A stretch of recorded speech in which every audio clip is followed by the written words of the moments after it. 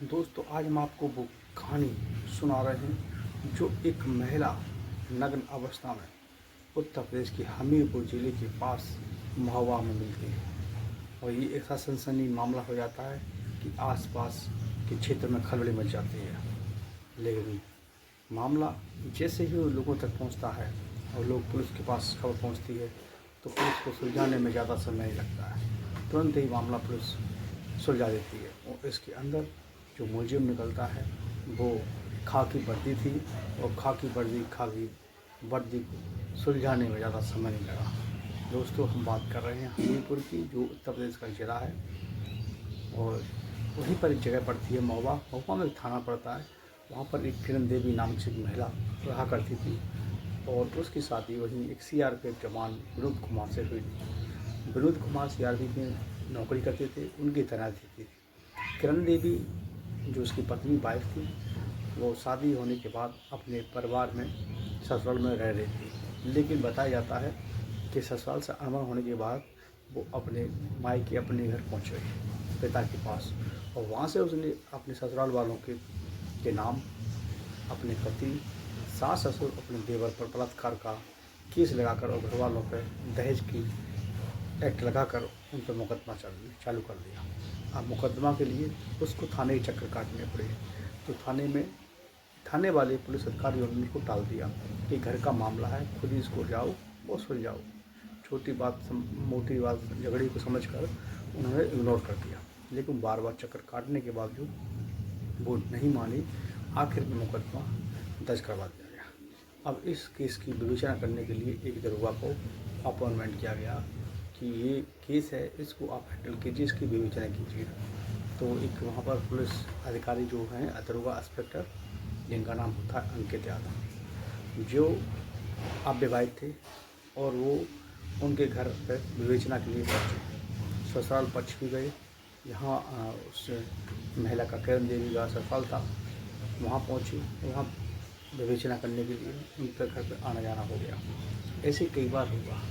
इसी बीच में इन दोनों की आंखें लड़ गईं और किरण देवी अपना दिल दे बैठी। उसने कहा कि मेरा पति तो सीआरपीएफ में है, वो तो बाहर रहता है और उन पर मुकदमा भी कर रखा है। और इधर जो अंकित यादव था, उसने उसके ससुराल में जाकर थोड़ा अच्छा सा रौब जमा दिया, धमका दिया, तो वो उससे खुश हो गई, प्रभावित हो गई और उसे प्यार करने लगी। अब उन दोनों को प्यार मोहब्बत की बातें फ़ोन पर होने लगी और उसके बाद उन दोनों को पता नहीं पड़ा कि वो दोनों लोग एक दूसरे से शारीरिक संबंध भी उनके जो अनैतिक संबंध थे वो भी बनने लगे। ये कई बार होने लगा। जब भी मौका मिलता तो जो किरण देवी थी वो इंस्पेक्टर अंकित यादव से फ़ोन करके कहती कि मुझे घुमाने ले चलो, वहाँ ले चलो, घुमाने के लिए, कुछ खिलाने के लिए, रेस्टोरेंट ले चलो। तो अंकित यादव भी अपनी ड्यूटी करके पुलिस की उसके बाद समय निकालते तो अपनी जो गर्लफ्रेंड थी शादीशुदा, तलाक होने जा रहा था, उसको घुमाने फिराने ले जाने लगे। ये सिलसिला कई समय से चल रहा था और ये अपने आनंद में जीने की मौज ले रहे थे। उधर केस भी चल रहा था। उसने कहा क्यों ना अब अंकित यादव के साथ में ही अपनी ज़िंदगी बसा ली जाए। तो वो तो वहाँ से तलाक ले रही थी और वहाँ तलाक दे देगी सीआरपी जवान को, यहाँ सरकारी वाला व्यक्ति हमें मिल जाएगा, ये उसकी प्लानिंग थी। अब वो शादी का दबाव उस पर अंकित यादव पर डालने लगा। अंकित यादव क्या मेरे तो पुलिस डिपार्टमेंट में है, नौकरी है, इसकी आड़ में ऐसा काम करते रहेंगे, किसी को बने नहीं लगेगी। लेकिन उन्होंने खाकी की वर्दी पर दामन पर दाग लगा दिया। खाकी वर्दी ने दामन पर दाग लगाया तो खाकी ने ही उनको पल भर में पकड़कर सलाखों के पीछे पहुंचा दिया। क्योंकि खाकी तो चंगुल से कोई नहीं बच सकता है, उसकी आड़ में अगर काम करेंगे तो वो भी पकड़े जाएंगे। तो ऐसे अंकित यादव ने कोर्ट की पैरवी चल रही थी, कोर्ट केस चल रहा था, वहाँ से तारीख करके वापस आ रहे थे कोर्ट से, रास्ते में कार में आ रहे थे। कार में इनका झगड़ा होता है। झगड़ा होने के बाद वो गाड़ी से एक रोड निकालता है, रोड उस पर कई बार उसके सिर पर वार करता है, जिससे उसकी मौत हो जाती है। और फिर उसको कार में डालकर महुआ के पास में ये उस डेड बॉडी को छोड़ देते हैं। फेंक कर चलाता है, आराम से अभी ड्यूटी करते हैं। लेकिन जैसे ही वहाँ के लोगों को मालूम पड़ता है और वैसे ही पुलिस जांच पड़ताल चालू कर देती है, जिसमें बताया जाता है ये तारीख घर वालों ने कहा था ये कोर्ट की तारीख थी, वहाँ गए थे दरोगा साथ में। पुलिस को पकड़ती है और वो तुरंत ही अपना जुर्म कबूल कर लेते हैं। कबूल करने के बाद आज वो दरोगा जो है सलाखों के पीछे हैं दोस्तों। बताइए अच्छी खासी नौकरी कर रहे थे, उस नौकरी पे 157 पे दाग लगाया किसी महिला के चक्कर में।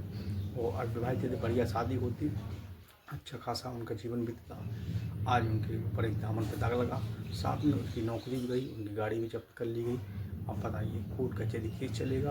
अब क्या हुआ कि कार्रवाई तो कानून के तहत जो भी होगी वो उनके लिए भी है। उस इस कहानियों को सिखाने का, बताने का सिर्फ इतना ही तात्पर्य है कि इस कहानियों को हो रहे इस तरीके से समाज के अंदर अत्याचार, उनको किस तरीके से आपको समझना है और रोकना है, जिससे ऐसी वारदातें ना हो।